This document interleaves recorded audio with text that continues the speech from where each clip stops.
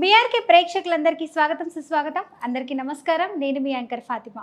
So ఈరోజు మనతో పాటు స్టూడియోలో ఉన్నారు ప్రముఖ జ్యోతిష్య వాస్తు పండితులు వెన్నంపల్లి నిశాంత్ శర్మ అవధాని గురూజీ గారు మనతో పాటు ఉన్నారు. గురుగారిని అడిగి మరిన్ని వివరాలు తెలుసుకుందాం. నమస్తే గురుగారు. గురుగారు, ఈ జూన్ మాసంలో కన్యా రాశి వారికి ఏ విధంగా ఉండబోతుంది? కన్యా రాశి వారికి తల్లి అద్భుతమైన అవకాశాలు చేతికి దక్కుతున్నాయి. వీళ్ళకు ఎప్పటి నుంచో విడిపోయిన మిత్రులు కలిసే అవకాశాలు ఉన్నాయి. అంటే అది ఎలాంటి గెట్ టుగెదర్ అని అంటూ ఉంటారు చూసారా, అలా కలుసుకునే మిత్ర బృందము చాలా మాటిగా ఉంది. ఒకటి. రెండోది, ఎప్పటి నుంచో కుటుంబ కలహాల వల్ల కొడుకు తండ్రితో మాట్లాడకపోవడము, కొడుకు ఇంటికి దూరంగా ఉండడము, ప్రేమించి పెళ్లి చేసుకున్న వాళ్ళు ఇంట్లో నుంచి వెళ్ళిపోయి ఎన్నో సంవత్సరాలుగా ఒంటరిగా జీవిస్తుండేటువంటి వాళ్ళకు కూడా తల్లిదండ్రులు ఫోన్ చేసి పిలుచుకునే అవకాశాలు ఉన్నాయి. పోగొట్టుకున్న వాళ్ళందరూ దగ్గరగా వచ్చే అవకాశాలు చాలా మాటికి ఉన్నాయి. విన్నారా? ఇందులో ఇంకో ముఖ్యంగా ఏంటి అంటే, మిత్రులు ఉంటారు, ప్రాణ స్నేహితులు ఉంటారు. ఒకప్పుడు గొడవ పెట్టుకొని ఇప్పుడు బద్ధ శత్రువులుగా ఉన్న వాళ్ళు ఉంటారు. వాళ్ళు కూడా శత్రుత్వాన్ని వదిలి మిత్రులుగా మారే అవకాశం ఈ జూన్ మాసంలో ఉంది. విన్నారా? తర్వాత రెండవది కూడా ఏంటి అంటే, ఈ జూన్ మాసంలో విద్యార్థులకు అత్యంత కష్టతరమైనటువంటి స్థితిగతులు. వాళ్ళు ఎంత చదవాలని చూస్తున్నా వాడి బుర్ర చదవలేకపోతూ ఉంటుంది. బుర్ర అనేది చదువు మీద ధ్యాస రానివ్వదు. అంటే వాడి ఆలోచనలు ఎందుకనంటే మొన్నటి వరకు ఆటల మీద ఉండేసరికి ఆ ఆటల మీదనే పోతూ ఉన్నది వాడికి తప్ప చదువు మీద ధ్యాస రాదు. ఎందుకనంటే సెలవులు బాగా ఎంజాయ్ చేసిన వాళ్ళు ఉంటారు పిల్లలు. ఇంకొంతమంది డిగ్రీ అలా చదువుకునే వ్యక్తులు ఉంటారు. వాళ్ళు కూడా శ్రద్ధ వహించరు. వాళ్ళకి ఏమవుతుంది అని అంటే, కొంతమంది పిల్లలకు వ్యసనాలు అలవాటయ్యే అవకాశం ఉంది. నీవు నమ్ముతావో నమ్మవో తల్లి, ఒక చిన్న విషయం చెప్తా ఇందులో.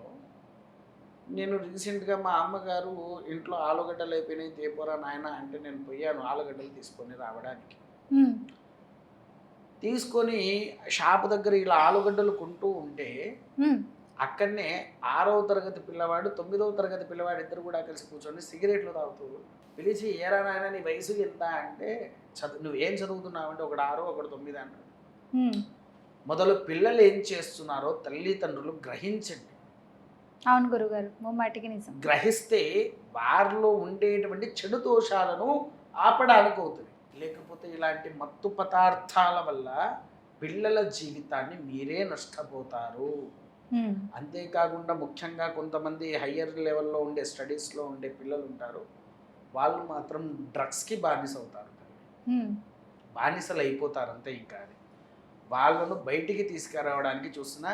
కాకపోతే ఇంకో విషయం ఏంటంటే, కన్యా రాశి వారికి ఇది చెప్పడము ధర్మమో అధర్మమో కానీ, కొంతమంది ఇన్లీగల్ రిలేషన్షిప్ అనేది మెయింటైన్ చేస్తూ ఉంటారు. వాళ్ళు బయటపడి దొరికే అవకాశాలు 100కి 100 ఉన్నాయి. ఇన్లీగల్ రిలేషన్షిప్ వల్ల దొరికి వాళ్ళ పరువుని మొత్తం పోగొట్టుకునే అవకాశాలు ఉన్నాయి కన్యా రాశి వారు.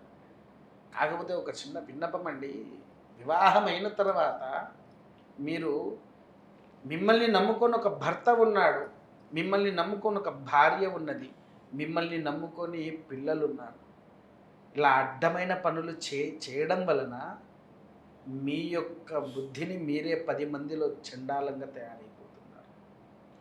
దయచేసి ఇలాంటి ఆపండి.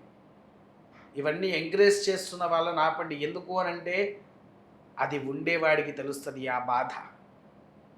మీకేమున్నదండి, స్త్రీని కానీ పురుషుని కానీ మీరు కోరుకుంటారంతే, కానీ దానివల్ల బాధపడే వాళ్ళను చూడండి, ఆ పిల్లల బాధలను చూడండి.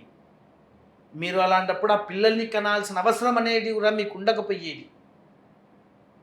ఆ పిల్లల్ని కూడా కనే అవసరం కూడా మీకు ఉండకపోయేది. మీ వల్ల ఆ పిల్లలు నష్టపోతారు, మీరు నష్టపోతారు. దయచేసి ఆ బుద్ధులను అయితే ఆపండి. క్షమించండి ఈ విషయం నేను చెప్పినందుకు. విన్నారా? ఎందుకు అని అంటే, వీళ్ళు ఇలా బయటపడేసరికి వాళ్ళ పరువుని వాళ్ళే తీసుకుంటారు. అవును గురుగారు. విన్నారా? ముఖ్యంగా ఆరోగ్యపరంగా వీరికి ఎటువంటి డోకా అయితే లేదు, ధనపరంగా కూడా ఎటువంటి డోకా లేదు, మంచి స్థితిగతుల్లో ఉంటారు. రాజకీయ పరంగా, వ్యవసాయ పరంగా, ఉద్యోగరీత్యా, మళ్ళీ రక్షక భటులు, రైతువులు, మన సైనిక భటులు, సినిమా రంగంలో ఉండే అందరికీ కూడా ఏకకాల స్థితిగతుల్లోనే ఉన్నారు. అత్యంత ఫలితాలు అయితే ఉంటాయి. మార్పులు చేర్పులు వాళ్ళకు కనిపిస్తూ ఉంటాయి. సకల ధ్యక్ష యోగాలతో విరధిల్లుతూ ఉంటారు. వీళ్ళు ఇంకొకటి ఏంటి అంటే ఎక్కువగా లక్ష్మీదేవి వ్రతం కానివ్వండి, గౌరీదేవి వ్రతాన్ని కానీ ఆచరిస్తే కన్యారాశి వారు వారికి వచ్చే సమస్యలు ఏదున్నా ఆడవాళ్ళు వారికి వచ్చే ఏ సమస్యల్లో ఉన్నా బయటపడే అవకాశాలు అయితే ఉన్నాయి. తర్వాత రెండవది వచ్చేసేసి ఏంటి అని అంటే మగవాళ్ళైనా ఆడవాళ్ళైనా ఎక్కువగా హనుమంతుల వారి యొక్క అభిషేకాన్ని ప్రతి మంగళవారం శనివారం హనుమంతుల వారికి అభిషేకం చేపించి చందనంలో పచ్చకర్పూరం వేసి స్వామివారికి ఆవు నెయ్యి, పచ్చకర్పూరము, చందనము ఇవి 3 కలిపి స్వామివారికి చందనం వేసినటువంటి ఎడల వారికి వచ్చేటువంటి నష్టాలనేటివి తొలగిపోయి సకల భోగ భాగ్యాలతో విరదిల్లుతూ ఉంటారు. అదొక్కటే కాకుండా మన బయట జిల్లేడు కంకణాలు అని దొరుకుతాయి. జిల్లేడు వేర్లతో కంకణాలు తయారు చేసి ఉంచుతారు. ఆ జిల్లేడు కంకణం తీసుకువచ్చి హనుమంతుల పాదాల దగ్గర పెట్టేసి వారు కట్టుకున్నటువంటి ఎడల వాళ్ళలోకి వచ్చేటువంటి దరిద్రపు దోషాలు ఏమున్నా అవి తొలగిపోయి మంచి ఫలితాన్ని పొందుతూ ఉంటారు.